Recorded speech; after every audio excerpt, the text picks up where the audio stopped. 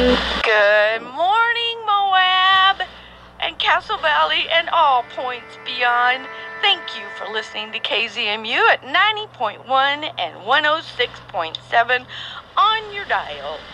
And we are looking at a beautiful day today on this Friday, March 7th, 2008. Utah is like this bag of Wonder Bread, and Moab is like the lone nut in this bag of Wonder Bread.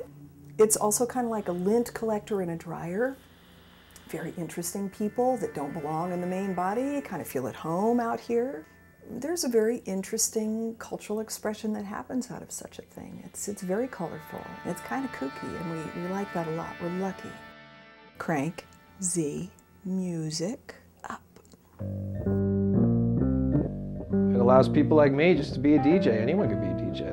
They have teenagers being DJs. They have really old guys being DJs. Anyone could be a DJ. You were just listening to Trenchtown Rock by Bob Marley and the Wailers. It's working with sound, and it's working with communication.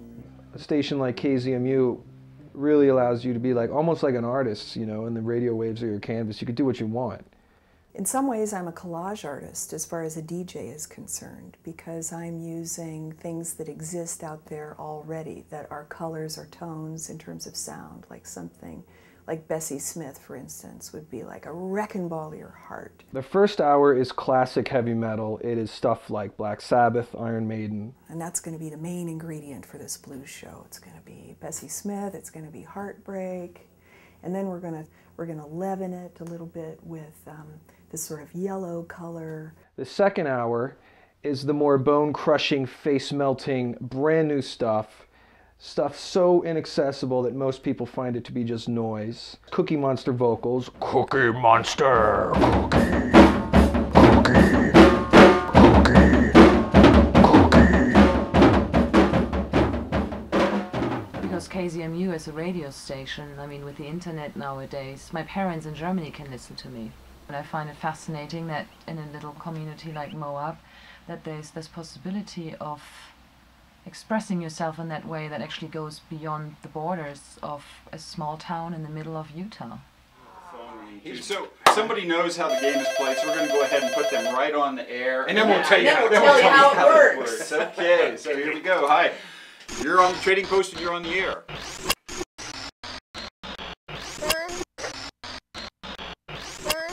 Most radio is just horrible. Absolutely horrible. The same 13 songs over and over again. The power of the corporate structure has been gaining for decades now, and picking out all of the interesting points, the individual flavors. What's happening in community radio today is not to be viewed absent of that big trend. KROQ in Southern California, for example, was triple hip, and now it's just... The Corporation for Public Broadcasting has a Healthy Stations initiative where you can get grants, a couple $100,000 worth of grants, money to help your station. But like many things, it comes with strings attached. You have to show a certain amount of listenership, and if you don't hit that amount that they have determined, then they send their consultant in and tell you what you can do to increase your listenership. Well, you can see where this is leading to. You have to appeal to the masses more. And as a result, they are getting rid of most, if not all, of their volunteer DJs. Well, if you want homogenization, there you go. You've compromised the basic core principle and ethic of what a community radio station is when you do that, in my opinion. You're looking for an old restaurant booth? Is that what you're looking for? Oh, okay. I mean, literally, I can go in there and play whatever I want. As long as there's no F-bombs or S-bombs or anything like that, MFer, that's a no-no. But other than that, I can go in and just whatever to my heart's desire. You know, every now and again I'll play a rap song. I don't care. We don't want one-dimensional vanilla radio on a community radio station.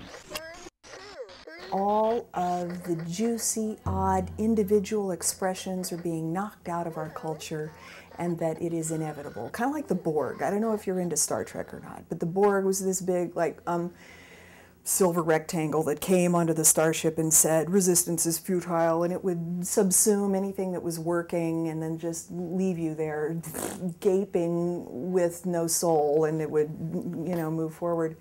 Top 50 all the time, over and over. And then you listen to the same ads over and over. That's brainwashing. And if you, as a listener who has the choice to push the on and off button, or, you know, switch the dial, if you choose to listen to something like that, you are definitely a different person than the person that dials in to KZMU, KCDRW, or any other shows really that are a little bit more independent.